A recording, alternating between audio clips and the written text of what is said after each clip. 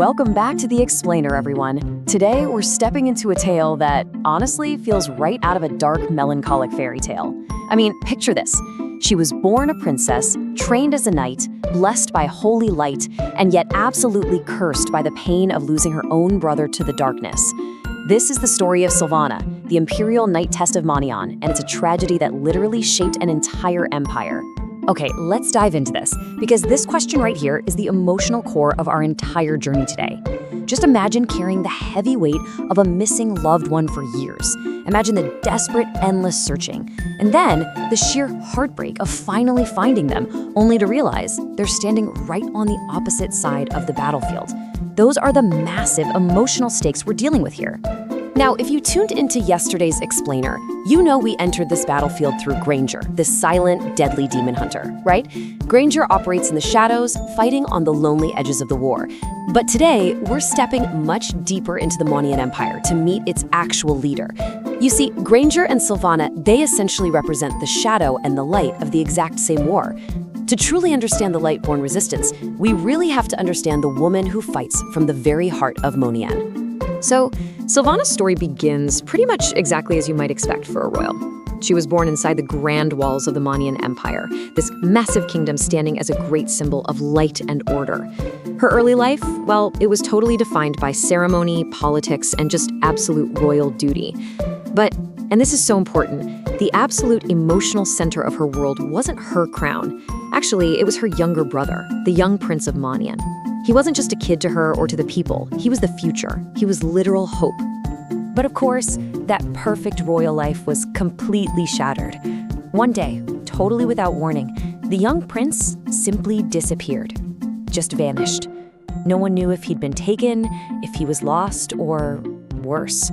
An incredibly agonizing, heavy silence overtook the once vibrant palace, basically plunging the grieving royal family into an absolute living nightmare. And, you know, the search for the missing boy really brought nothing but more pain to the empire. Knights crossed lands, they chased these desperate rumors, searched literally every route, but every single attempt ended in total failure. The impact was just devastating. The queen grew incredibly weak from unrelenting grief. The palace kind of just became this quiet, hollow place of waiting. And Silvanna, who was still just a young princess at the time, was forced to grow up carrying a deep emotional wound that honestly no royal crown could ever hide. So years passed. The prince didn't return. And eventually, Silvanna realized she couldn't simply sit in the palace and watch other people search and bleed for her family anymore.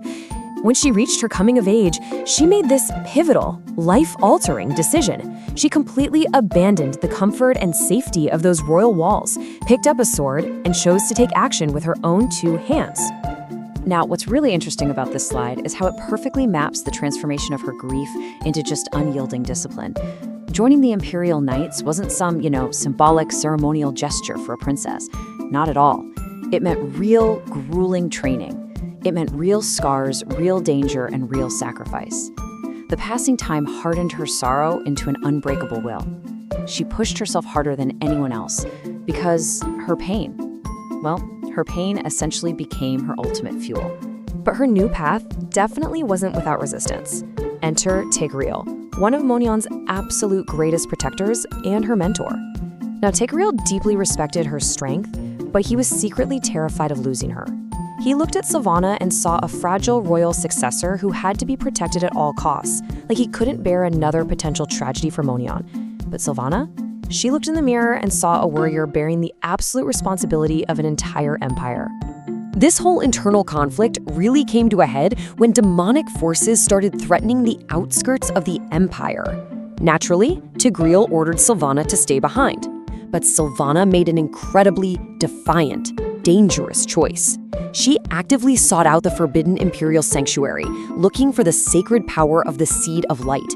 She didn't want to be hidden away like some delicate princess. She wanted to prove, once and for all, that she was ready to face the front lines. And let me tell you, the imperial sanctuary was a place of unknown, lethal danger. As she stepped into this dark, broken stone temple, she was immediately confronted by a massive, ridiculously powerful guardian. Silvanna was severely wounded in the fight. She was entirely outmatched and pushed to the absolute brink of death, but she just refused to fall. Through sheer, unrelenting determination and willpower, she literally dragged herself toward the sacred seat of light. And then, in this truly breathtaking climax, the light actually answered her. A glowing golden white aura completely surrounded her shattered armor and her weapon. The light didn't just heal her, guys, it chose her. She emerged from that dark sanctuary completely transformed. No longer just a grieving sister or a trainee, she was now the Holy Knightess, officially blessed by the divine protection of Moniyan itself. And this brilliantly illustrates how that transformation cemented her canonical status. Checking out her profile here, we see her official title as the Imperial Knightess, wielding holy magic damage against the forces of darkness. But look very, very closely at the bottom row of this table. Key relationship, Dyrroth. See, her ultimate trial wasn't in that sanctuary at all. Her ultimate trial was still yet to come. Because the devastating truth that Silvanna would eventually have to face is that the missing prince didn't simply vanish from history. He was taken by the Abyss.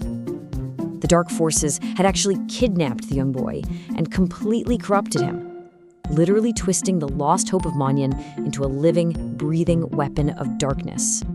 The contrast here is just incredibly cruel.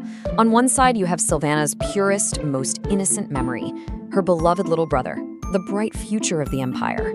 On the exact opposite side, you have the demonic reality she must now face on the battlefield.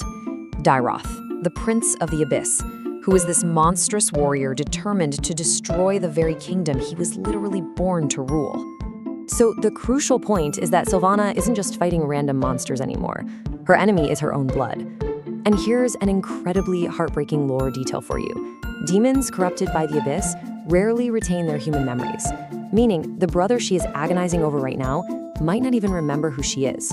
The very person she spent her entire life searching for is now the general of the demonic army she is sworn to destroy. It's these deeply emotional dualities that truly elevate Silvanna way above being just another standard fantasy hero with a shiny spear. She's constantly torn between being a loving sister and a ruthless protector. Externally, sure, she's fighting a massive war of light versus abyss, but internally, she's fighting duty versus pain. And above all, it's hope versus reality, because a tiny part of her still believes, against all odds, that she can save him. This summary really captures the full weight of her powerful transformation. Now, if you want to read the finer details of her journey, feel free to pause the explainer here. But the absolute ultimate takeaway is this. Silvanna stands as the ultimate symbol of duty and sacrifice. Yes, she's terrifying on the battlefield because of her holy power, but she remains incredibly human and relatable because she never, ever completely gives up hope. Her strength literally comes directly from her heartbreak. The light did not just prepare her to fight demons, it prepared her to face her own brother. Man, this profound realization is the true capstone of her emotional arc. The divine magic she earned in the sanctuary wasn't just to strike down faceless enemies.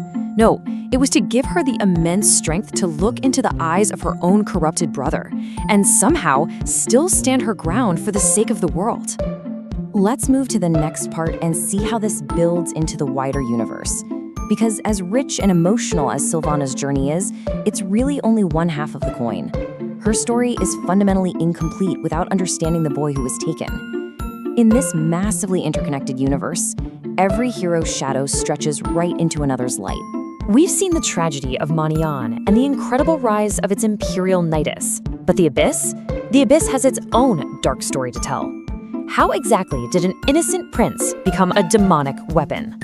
Well, if you want to venture into the dark and see this heartbreaking war through Dyrroth's eyes, make sure you join us for our next explainer. Until then, keep exploring the lore, and we'll see you next time.